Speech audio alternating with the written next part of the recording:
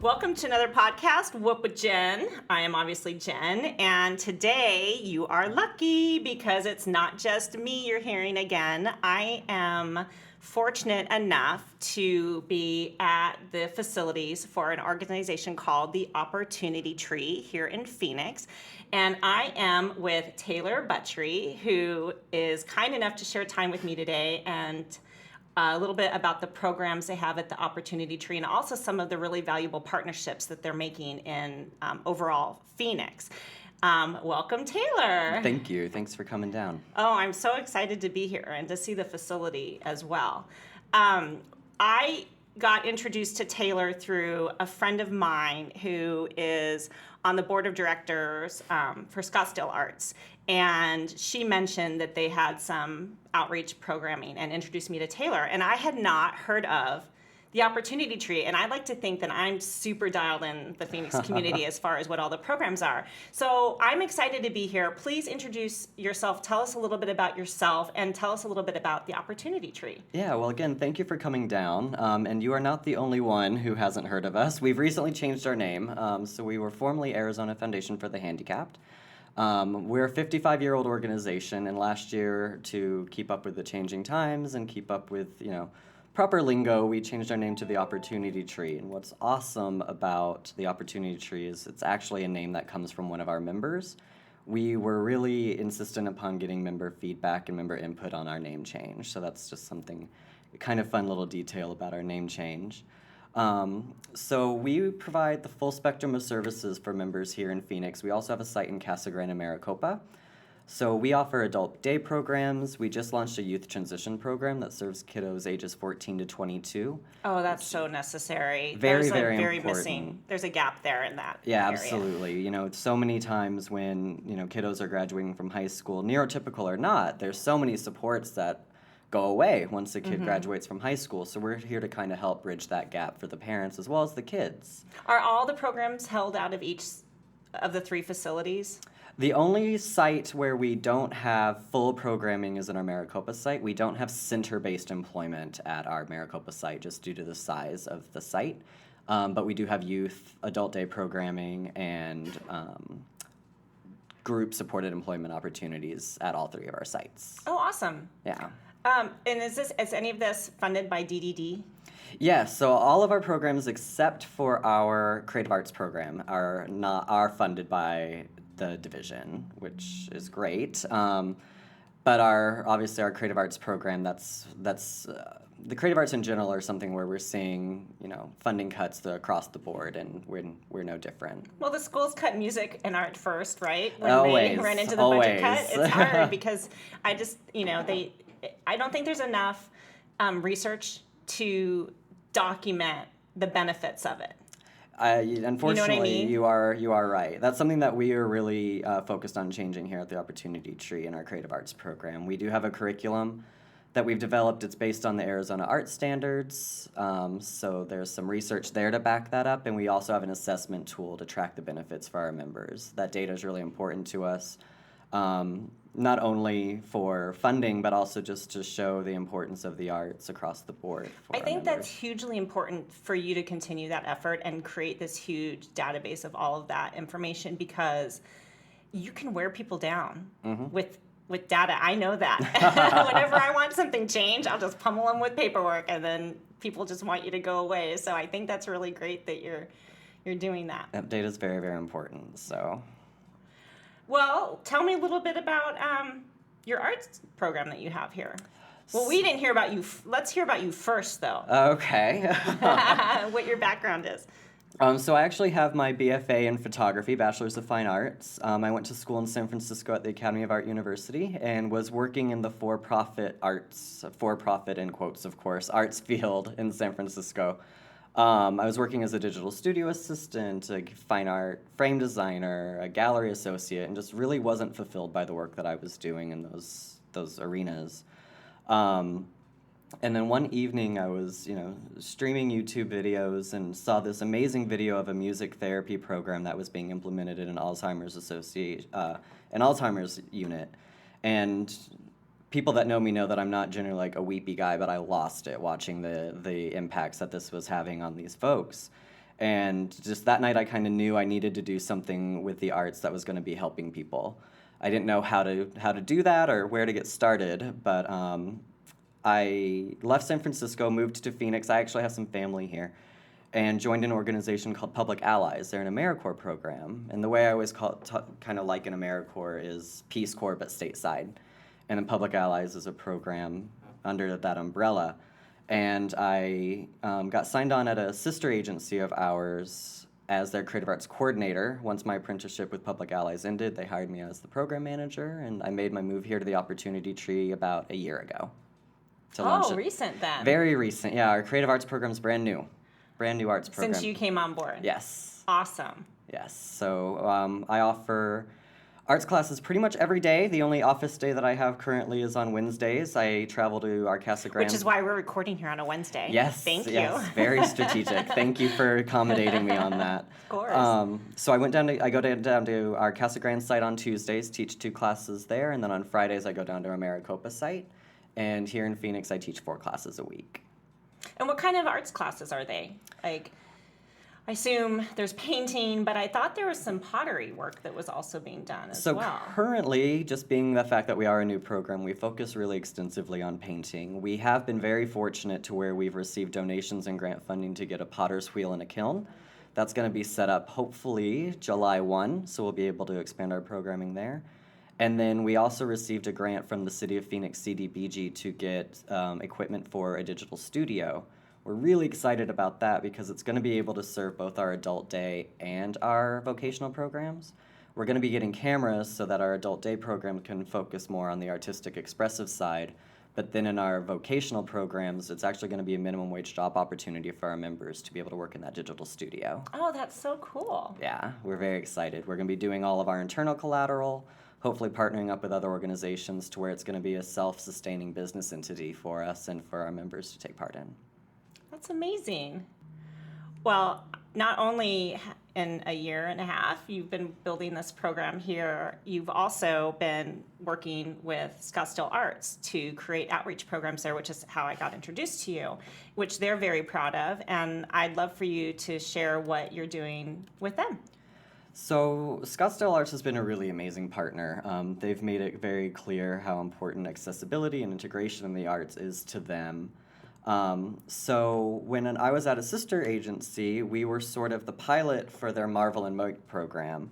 So this is an interactive program designed for groups of adults with intellectual developmental disabilities and their caregivers to explore the current exhibition and then to create some artwork that's kind of based around what they've seen at the exhibition.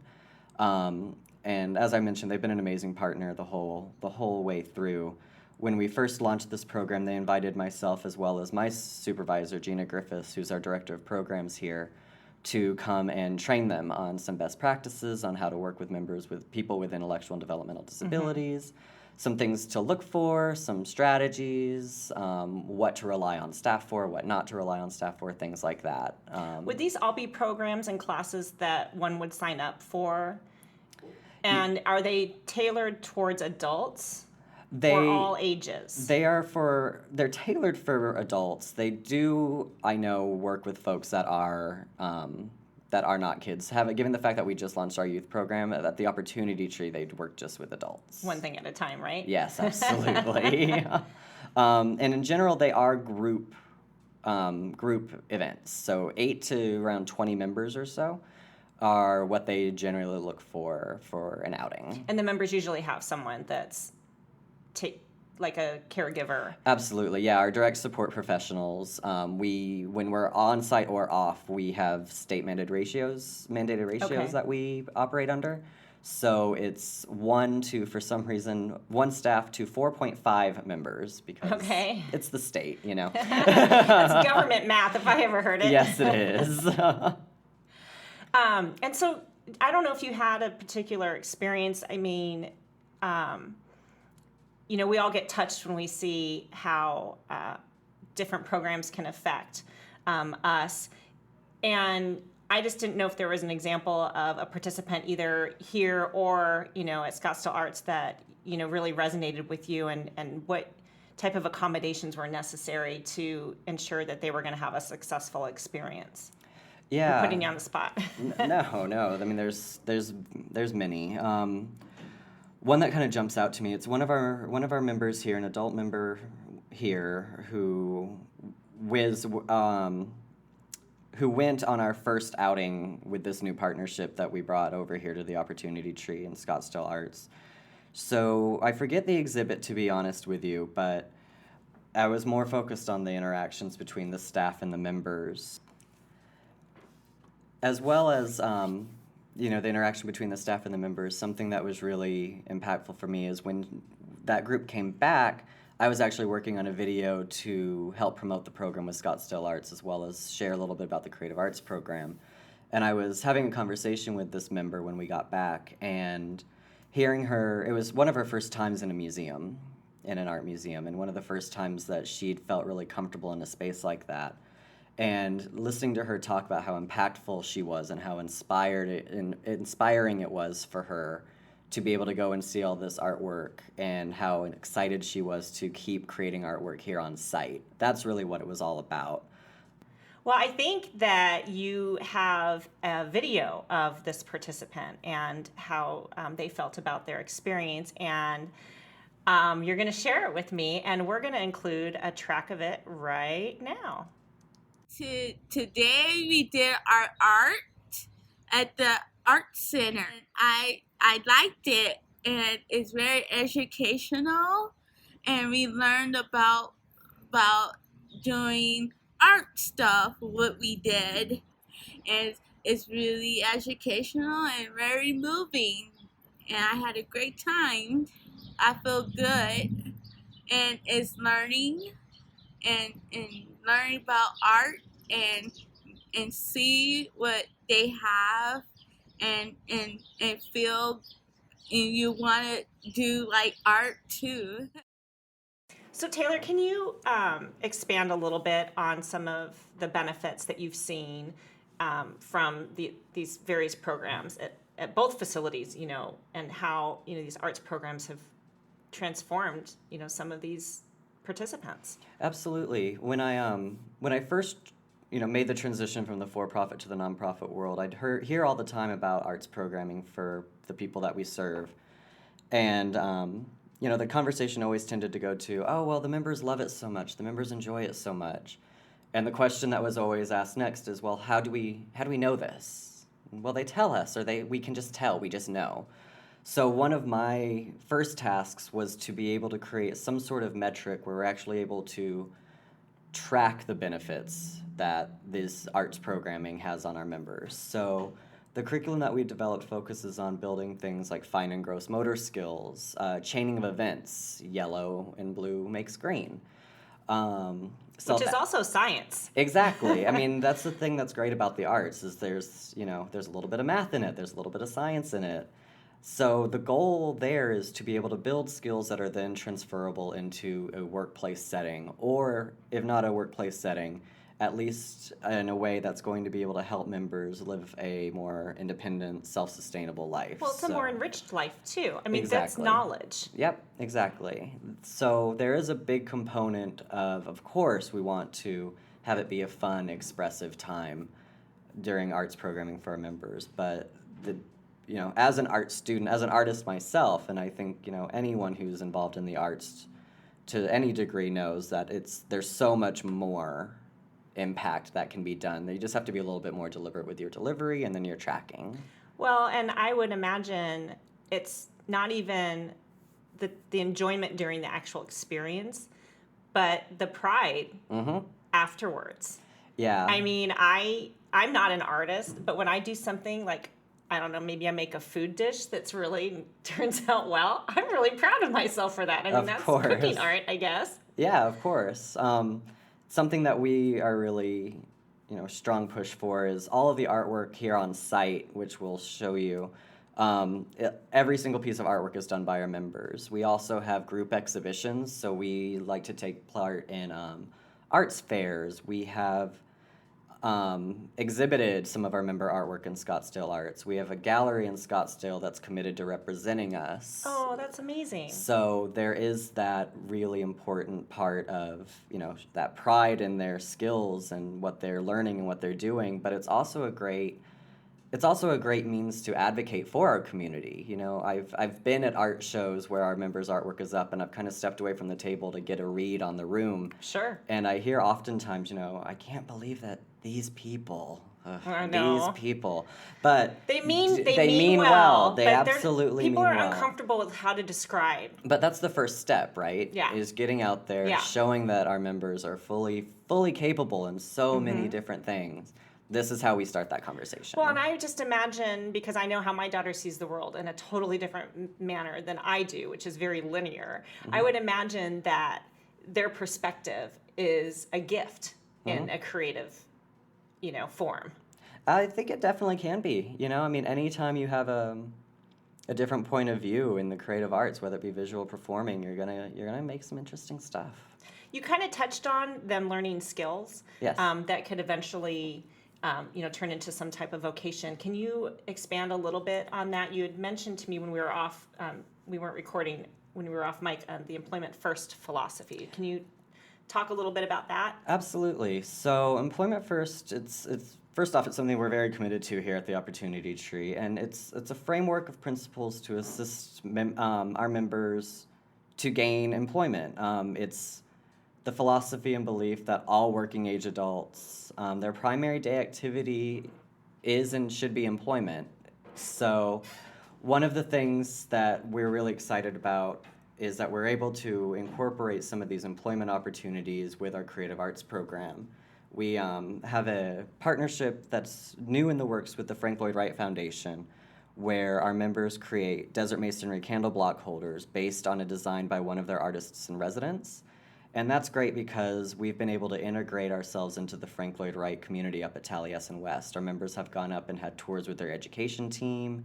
They had a really amazing welcome reception for our members. They got to go up and see their candle holders on sale up at Taliesin West's gift shop. I love that. Which, how amazing is that? Their artwork. I'm going to go to the gift shop. Yes, please. It's such an amazing thing for our members to be able to see their artwork on sale at a Frank Lloyd Wright house. Yeah. That's a really amazing opportunity. That's an honor. Yeah. We're very, very fortunate for our partnership. And then, as I mentioned before, we have our digital studio that's going to be coming online July 1. So they're going to be able to learn, our members are going to be able to learn computer skills, graphic design skills, printing skills, customer service. So my goal as a creative arts program manager is to incorporate the arts in every single one of our programs, because I believe that the arts are a part of everyday life. So the more we're able to integrate those possibilities, I think the better off and happier our members are going to be. Well, and I think that all of this is like an underground secret, that there are these programs that exist in Phoenix that you're partnering with the Frank Lloyd Wright Foundation, which is, not a small name in town. And it always just gives me great comfort to know that there is, as much as it's like for me as a parent, I always see that the negative and what isn't there, but there is so much out there, and our job is to share and promote it and use our social media presence to share these stories. And I will be in my post on this, when we drop the pod, I'll put my Instagram photos of this candle holder because they're really cool looking. Well, Taylor, thank you so much for your time today, especially on your 1 day a week of office day. I am so excited to come down here and meet you and see a familiar face. So when I like to call me and Elle kind of like famous in Phoenix because we get around a lot. And I walked in and I recognized Taylor a little bit, and then I kind of talked about Elle. And you know her. Yes. When I was at a sister agency, I taught Elle art classes. So, she loves art. So sorry for any ruined clothes that might have been brought Oh home. yeah, she can come home totally trash. I got to buy new school clothes between summer camp and school. So, but yeah, it's a small world for sure. I know, it just warms my heart. I love it when the community is tight together. I love it when people come up to me and say they know my daughter. I love the fact that I showed you her picture and you recognized her right away. I'm going to take a picture of you and take it home with me to show her because she will remember you. Thanks again for your time. I'm going to put the links on the details for the pod to Opportunity Tree and Scottsdale Arts so that you can look up some of these programmings, and hopefully Taylor will see you there someday. Yes, thank you for coming out and Oh, my pleasure. letting us tell our story. You bet. All right, guys. Talk to you next time. Whoop, whoop. This is Jen.